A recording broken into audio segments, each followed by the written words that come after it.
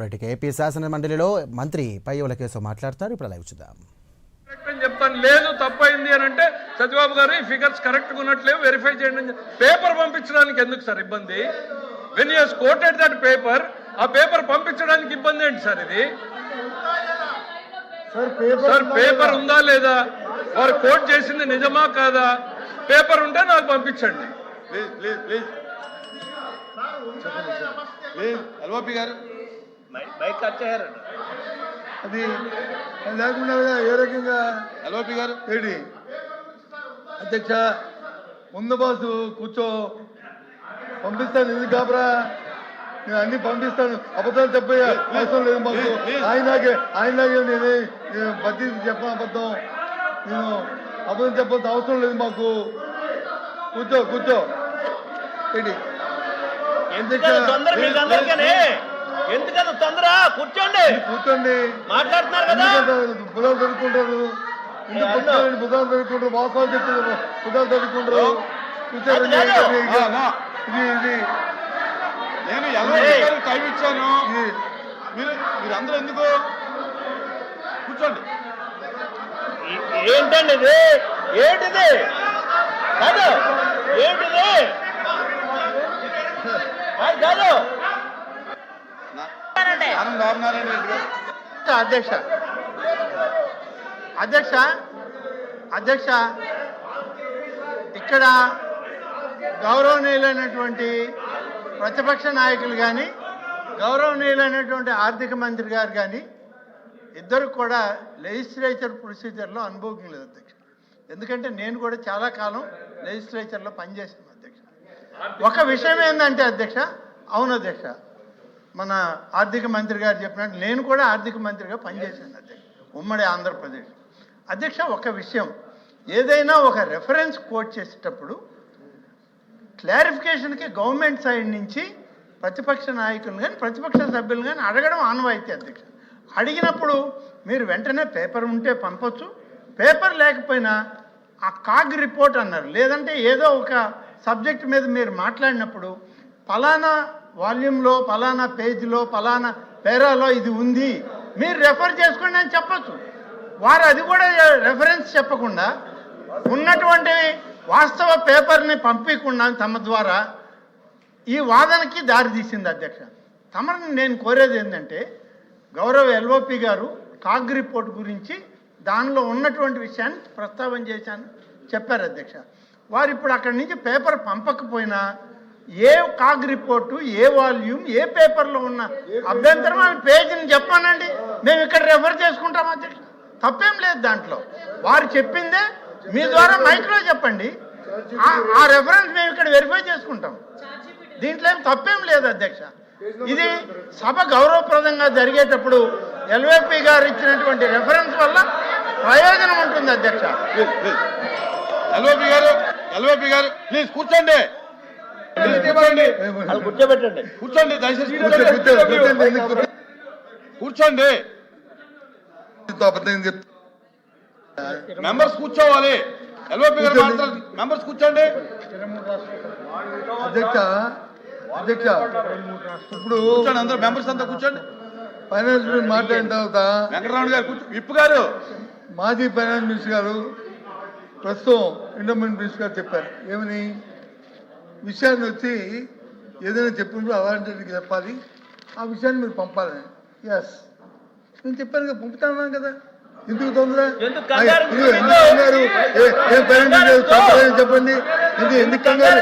చేతిలో కాగితం లేకుండా అబద్ధాలు చెప్పండి. పంపుతాను, మీరు డిమాండ్ చేయమేంటి? ఇప్పుడే పంపండి అని చెప్పడం ఏంటి? మీరు గురించి కాదు సార్ అధ్యక్ష, ఏంటిది? I'm eager to know.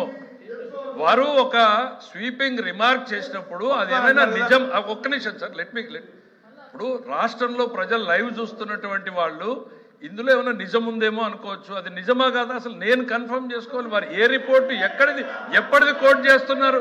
Because నాకు ప్రతిపక్షంలో ఉన్న 5 సంవత్సరాలు కాగ్ రిపోర్ట్లు చూశాను, ఇప్పుడు కాగ్ రిపోర్ట్లు చూశాను. ఏ కాగ్ రిపోర్ట్ గురించి వారు మాట్లాడుతున్నారు? నాకు అందరి ఫిగర్ వాళ్ళు చెప్పారు. ఇప్పుడు దయచేసి పంపించండి సార్. లేదు అని అంటే ఆ టాపిక్ డ్రాప్ చేసి ఇంకో టాపిక్ వెళ్ళండి. We agree. We understand the facts behind. Paper పంపండి, లేదంటే నెక్స్ట్ టాపిక్ వెళ్ళండి. మీ పరిస్థితి అర్థమైంది మాకి. నేను ఎల్ఓపి గారు నేను అధ్యక్ష అధ్యక్ష బాబు రాహుల్ ఏంటయ్యా అధ్యక్ష నీ పేరు 100 సార్లు ఉంటుంది ఇప్పుడు రికార్డులో. దయచేసి నేను చెప్తాను, మళ్ళీ చెప్తున్నాను, ఏదైనా నేను మాట్లాడినప్పుడు చెప్తే అది కానీ తప్పు అయితే దాన్ని విత్డ్రా చేసుకుని చెప్పే అనే గుణం ఉన్న మనిషిని. అంతేగాని వినండి, విను వినగడగా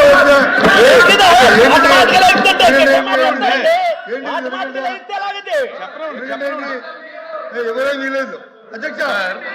ఆ పక్కన ఆయనకే ఎల్ఓపి మీద నమ్మకం లేదు సార్. ఆ పక్కనున్న ఆయనకే ఎల్ఓపి మీద నమ్మకం లేదు సార్.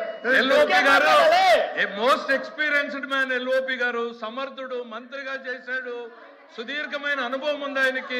ఆ పక్కన ఆయనకి మీ మీద నమ్మకం లేదు సార్. ఎఫ్ఎం గారు మీరు మాట్లాడుతూ ఉంటే పక్కన ఆయన లేచి మాట్లాడతాడు. అరే మీ అనుభవాన్ని మేము ఇక్కడ చూసి ఎల్ఓపి గారు అనుకుంటుంటే ఆ పక్కన ఆయనకి మీ మీద నమ్మకం లేకుండా మీరేదో సరిగా చెప్పలేదు, నేను చెప్తాను అదండి అని చెప్పి ఆయన మాట్లాడుతున్నాడు. ఇప్పటికే ఆయనే మాట్లాడుతున్నాడు.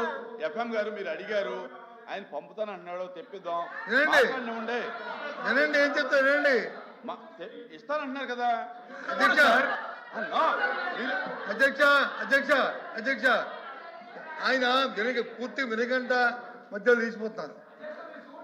నేను మాట్లాడిన దాన్ని తప్పు అయితే తప్పు ఒప్పుకుంటానని చెప్తున్నాను తప్ప ఇప్పుడు తప్పు అంటానని చెప్పట్లేదు. ఇప్పుడు నేను తప్పు అంటానని చెప్పట్లేదు. మొన్న కూడా సభలో వినండి దయచేసి అధ్యక్ష, మొన్న కూడా సభలో చెప్పాను, ఏది అమ్మోడి తల్లికి మందం అని చెప్పిన కార్యక్రమంలో కొంతమంది ఇంకా రాలేదని చెప్తే ఆ రోజు సారథి గారు మినిస్టర్ గారు ఛాలెంజ్ అన్నారు. అయినా నేను కాదు, ఛాలెంజ్కి నేను రాను, ఇది కుస్తీ పోటీ కాదు, దయచేసి వెరిఫై చేసుకున్నాను. అవ్వాలి ఉదయం మినిస్టర్ గారు ఎడ్యుకేషన్ మినిస్టర్ గారు చెప్పారు, అవును కొంతమందికి ఇవ్వాలి, ఆ డబ్బు రాగానే ఇది చేస్తామని చెప్పారు. ఇక్కడ అంటే సింపుల్గా, అంతేగాని నేనేమి ఉన్నది చెప్పట్లేదే. పాటించాలి సార్. ఇప్పటిదాకేమో ఆ పుస్తకం చూపించి ఇప్పుడే చెప్పి అన్నారు. అది చెప్తాను రా బాబు, ఇప్పుడే చెప్తాను నేను అంటే పేపర్ పంపరు. ఆ వెనకాలనేమో ఇప్పుడే చెప్పాలి, ఈ పుస్తకం లేదు, ఈ నిమిషమే చెప్పాలి అన్నారు. నేను ఈ నిమిషమే మీకు చెప్తాను అంటే ఆ పేపర్ పంపరు. మాకు ఎప్పుడో పంపిస్తాం. ఎట్లా సార్? ఒక మాట మీద నిలబడమనండి. అధ్యక్ష నేను మాట మీద ఉన్నాను, నేను పేపర్ పంపుతాను.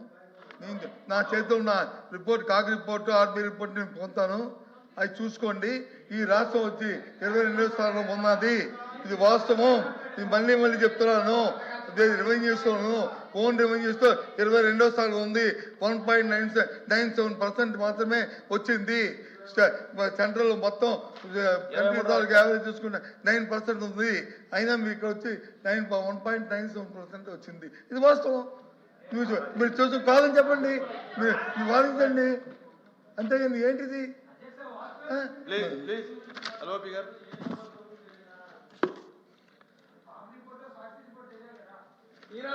ఈనాడు రిపోర్టును లేకపోతే ఏబిఎన్ రిపోర్టును